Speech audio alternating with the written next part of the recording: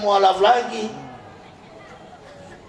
Ustadz lebih baik mantan bajingan, mantan penjahat, mantan kafir jadi ustadz daripada mantan ustadz, kan begitu ya. Jakarta ini kan banyak mantan-mantan ustadz. Ada yang satu sorbannya sampai 20 biji, biji matanya pun pakai sorban, besok-besok di penjara, guntur bumi. Nggak peduli saya walaupun di situ rumahnya.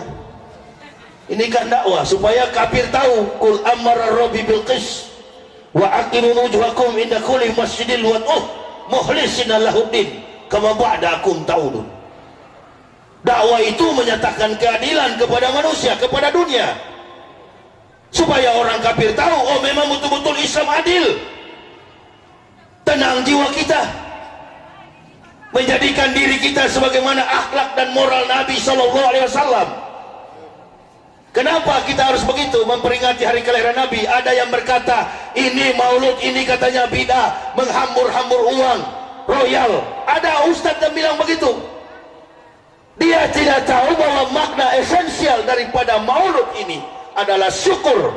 Ayat yang saya baca tadi, kama arsalna fikum rasulan minkum yatlu alaikum ayatina wa yujakikum wa yu'alimukumul kitab wal hikmat wa yu'alimukum ma lam takunu ta'lamun.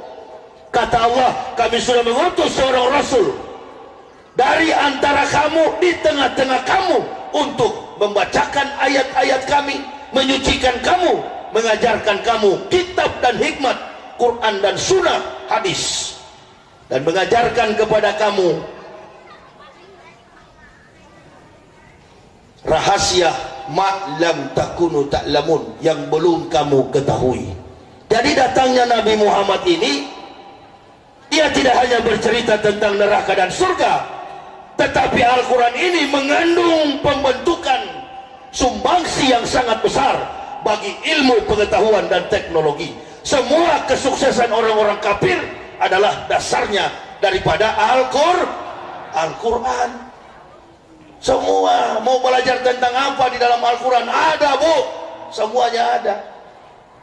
Tinggal kita yang sudah di dalam Islam ini perbaiki akhlak dan moral secara baik. Saya ingat waktu saya pertama-tama masuk Islam, makan pun satu hari itu susah. Diusir oleh gereja. Berapa kali mereka bujuk saya, Pak Yahya, nanti kalau Bapak rasanya kurang insentif yang kami berikan, biar kami tambah Pak, asal Bapak kembali. Oh, saya bilang bukan persoalan gaji, saya masuk Islam. Saya bawa istri, anak. Bu, tanya tuh istri saya, itu nggak mau masuk Islam dulu. Saya bilang sama dia, saya bisik sama dia, ayo mak kita masuk Islam.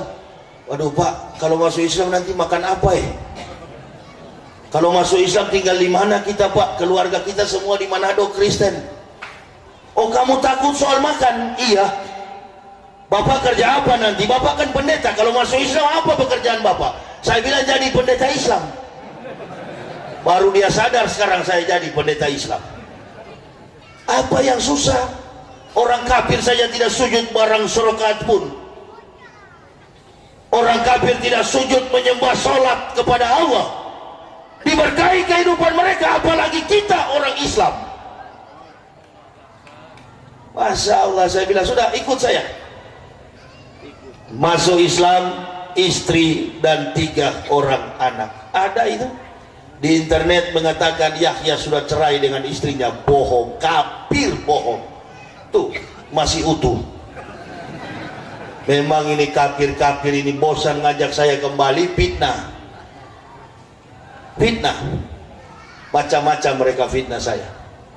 Bukti saya ada. Nah inilah sakit hati betul karena tidak ada ustadz yang masuk agama Kristen. Allah ya Karim, tidak ada sejarah kiai masuk agama Kristen. Amin. Tidak ada ustadz masuk agama Kristen. Amin. Coba kalau betul ada, bikin spanduk kebaktian Kristen, tulis mantan ustadz, mantan kiai. Nggak berani karena tidak betul. Tapi saya punya bukti, punya karya ilmiah, kebenaran Islam menurut mantan pendeta beredar sudah 850.000 eksemplar. Bahkan ada beberapa jenderal di Indonesia masuk Islam setelah membaca ini. Saya ceramah di Polda Metro Jaya, saya sampaikan polisi-polisi Islam masuk surga, tapi yang Kristen di neraka semua. Allah ya Rabbi, ada yang tersinggung. Datang sama saya, Ustadz saya nggak senang. Saya masuk ke ruangannya untuk Es Rojab tahun 2013. Ustadz saya nggak senang, Ustadz bilang kami masuk neraka. Kami juga punya keyakinan sama masuk surga. Saya perlihatkan ayat-ayat yang palsu. Pak, Bapak seorang jenderal, coba Pak tanya ini sama pendeta-pendeta, kira-kira kalau uang palsu Bapak tangkap nggak? Tangkap. Ijazah palsu tangkap. Dokumen palsu tangkap. Kenapa kita palsu begini Bapak tidak tangkap?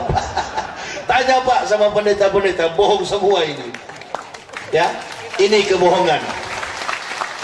Beliau pelajari kurang lebih 1 tahun. Masya Allah, dengar-dengar 2014 mengucapkan 2 kalimat syahadat, masuk Islam. Penjelasan seperti ini yang bagus. Ini contoh-contoh yang baik. Orang-orang pejabat, orang-orang berkompeten, tapi yang murtad dari Islam adalah hasil tipuan Indomie dan beras 1 liter. Coba tanya, coba tanya, coba tanya. Orang-orang yang murtad dari agama Islam itu, seperti beliau tanyakan tadi kepada saya, ada teman Ustadz tadi, saya tiba, katanya ada siapa itu, Mudin atau siapa yang dari NTB Lombok sana, katanya beliau masuk Islam. Ustadz, siapa bilang Ustadz? Siapa bilang? Tidak ada Ustadz yang masuk pindah ke agama kafir, tidak ada, tidak ada. Kalau pendeta masuk Islam, Allahu Akbar, sudah dari zaman Rasulullah Sallallahu Alaihi Wasallam. Udah banyak pendeta. Lihat di Al-Maidah, la tazidana asadana syi'ada watan lillazina amanu liyakhuda walazina asyraku wa la tazidana aqrabahum mawadatan lillazina amanu lazina qalu inna nasara jalika bi anna minhum qisisina wa ruhbana wa annahum la yastaghfirun wa iza zami'u ma unsila ila rasuli tarayunahum tafidu minad dam imma rasul minal haq yaquluna rabbana amana faktubna ma'as syahidin. Mereka mengakui kerasulan Rasulullah Sallallahu Alaihi Wasallam, masuk Islam. Kapan ada? Oh, Yusuf Roni katanya masuk Islam. Yusuf Roni residivus. Siapa lagi? Pendeta-pendeta. Ya memang kalau kelihatan bagus. Kenapa? Karena di kafir sana ladang uang. Jadi begitu orang bodoh masuk Islam, bawa ke Amerika, pulang sudah jago bahasa Inggris, dianggap hebat oleh orang-orang Jakarta. Ya, padahal di sana cuma tukang cuci piring. Tahu saya. Seperti pendeta-pendeta yang ada, Stephen Tong, yang orang-orang Cina semua itu kalau zaman saya pendeta nggak laku, bukan pendeta. Mereka hanya sebatas evangelis. Evangelis itu adalah penginjil. Penginjil itu kalau di Islam jemaat tablik. Jadi tidak laku waktu saya pendeta. Itu bukan pendeta, tiba-tiba sudah pakai doktor, sudah pakai profesor, sekolah di mana? Saya rektor kok, bagaimana? Ya, ini orang-orang yang kalah dagang di Singapura, di Hong Kong, mafia Hong Kong. Bahkan ada satu preman dia dari Amerika, tukang pukulnya, bodyguardnya Elvis Presley, John Hartman, yang rambutnya besar, nggak tahu sekarang sudah kena kanker, sudah mati sekarang. Itu juga dianggap pendeta hebat di Indonesia. Enggak. Jangan tertipu kita. Spanduk yang besar-besar, kita umat Islam berbesar hati. Sekalipun kita tidak memiliki dunia, kita mempunyai akhirat. Amin. Semiskin-miskin apapun, sebodoh-bodoh apapun pendidikan formal kita, sudah di dalam kerangka Islam, sampai mati kita tetap Islam. Man tamassaka bisunnati inda fasad di umati wallahu ajru mi'ati syahidin. Kata Nabi Sallallahu Alaihi Wasallam, barang siapa berpegang teguh kepada sunnahku di kala rusaknya umatku, maka mereka akan memperoleh pahala 100 orang yang mati syahid. Ini kan situasi dunia sudah nggak menentu. dakwah mulai reda. Dulu-dulunya masih ada kiai-kiai yang hebat, ditambah juga dengan organisasi-organisasi Islam sebagian kecil 0, sekian persen yang membidah-bidahkan sama-sama muslim. Itu juga bahaya. Kalau hanya orang kafir ini kan begini semboyan mereka. Kalau hancurkan Islam pakai orang Islam. Jadi saya curiga orang yang suka membidah-bidahkan sesama muslim. Mau cari apa? Kemarin di Batam saya ceramah, banyak kelompok mereka ikut Maulud Nabi. Saya tunjuk, nah ini kelompok-kelompok inilah yang suka membidah-bidah, tunduk begini semua.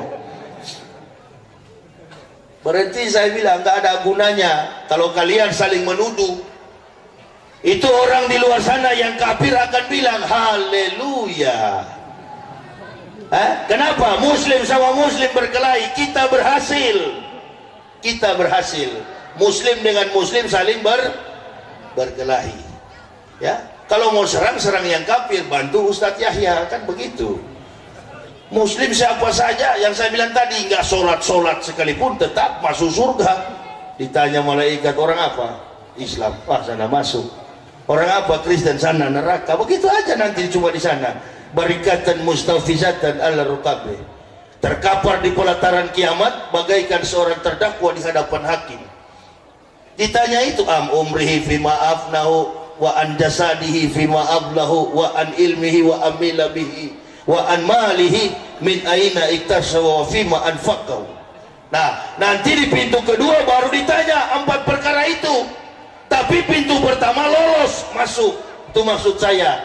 Jadi nanti jangan saya bilang biar tidak sholat masuk surga, lalu muslim yang hadir malam ini di luar-luar sana yang tidak sholat langsung mengatakan, wah ini baru namanya kiai, begini yang kami cari-cari, ini namanya ustadz, memang ini yang mantap, betul itu ustadz, biar nggak sholat. Beda. Itu kan pintu pertama. Pintu kedua ya tadi, la tasalu qadama abdin yaumal qiyamati min baini yadayi ta'ala hatta yus'alu an arba'ati asab an umrihi fima afnahu, umurmu dengan apa kau habiskan, wa an jasadihi fima ablahu, jasadmu di dalam tanah dengan apa kau rapuhkan, wa an ilmihi wa amila bihi, ilmumu dengan apa kau gunakan. Nah kalau ilmu bida kafir kepada sama muslim, mentakfiri muslim, ditanya di sana oleh Allah, mau cari surga yang bagaimana? Nggak ada. Lantas siapa namanya Pak? Firdaus. Wah, nama surga lagi, baru mau dikasih contoh. Habis pengajian Pak Firdaus meninggal dunia, dipanggil Allah, al-mu'minun la yamutuna bal yunqalu. Nggak apa-apa Pak, habis pengajian Bapak dipanggil, dicabut oleh malaikat maut. Dicabut nyawa Bapak, besok meninggal. Siap? Jangan pucat Pak. Ditarik nyawa Pak Firdaus. Sampai di sana besok pagi kita kuburin 7 langkah orang melayat. Datang 2 makhluk, Mungkar dan Nakir. Ustadz atau jamaah Pak? Jamaah, pasti dibangunin pakai kaki. Us bangun us. Kalau Ustadz ya, Tat pakai tangan, malaikat Tat bangun Tat. Ditanya Bapak, interview, interogasi. Dus bangun. Iya Pak, di sana bukan malaikat, siapa? Tanya, ente waktu di Jakarta, Tangerang, NU atau Muhammadiyah? Oh kebetulan saya NU Pak. Ya udah kalau NU surganya agak ke kanan, lampu merah belok kiri. Besok lagi yang di sebelah meninggal lusanya, ditanya juga malaikat, ente apa? Saya Muhammadiyah Pak. Udah kalau Muhammadiyah nanti agak ke kiri dikit surganya, belok ada apa mall Alfamart, belok ambil kanan. Nggak ada surga begitu, nggak ada NU, nggak ada Muhammadiyah di sana. Misan didirikan ketika orang mukmin sudah di surga. Coba baca keadaan manusia di hari kiamat, buku Doko Ikul Akbar. Makanya ikut pengajian kitab Sorogan itu, banyak ustaz-ustaz yang tahu. Kalimu Ta'alim, Doko Ikul Akbar, Duratun Nasin, Riyadus Solihin. Nggak usah percaya tuh Wahabi itu, Abdul Wahab itu hanya sedikit saja mereka mengaku salafiyah. Nggak usah, itu salah satu penghancur Islam di dalam. Tidak boleh, kita harus bersatu, kita bersolawat kepada Nabi. Tadi kenapa kayak ragu-ragu bersolawat? Solawat aja Pak, saya mantan kafir, solawat juga. Nggak apa-apa, justru bagus itu. Kadangkala kita melinangkan air mata ketika bersolawat kepada Nabi tanpa kita sadari. Masya Allah, nggak usah ragu Pak. Kita hanya berpikir kehidupan maulud Nabi ini bukan pikir hidup, bagaimana besok kita mati dipanggil Allah. Ya, saya akan baca buku dalam kitab Ihya Ulumuddin karangan Abu Hamid Al-Imam Al-Ghazali, halaman terakhir dikisahkan di situ suatu ketika ada raja yang sombong, takabur dan keras kepala. Dia perintahkan pengawal-pengawalnya menyiapkan tunggangan dan pakaian jubah yang terbaik. Mereka akan pergi ke seberang negeri. Disiapkan tunggangan terbaik, datang bergegas orang tua yang badannya kurus penuh luka, pakaiannya compang-camping. Disapa raja ini, "Wahai raja, sebentar ada hal yang hendak saya sampaikan." Kata raja itu, "Tidak boleh, kamu tidak tahu saya raja. Saya penguasa, kamu tidak boleh dekat dengan saya.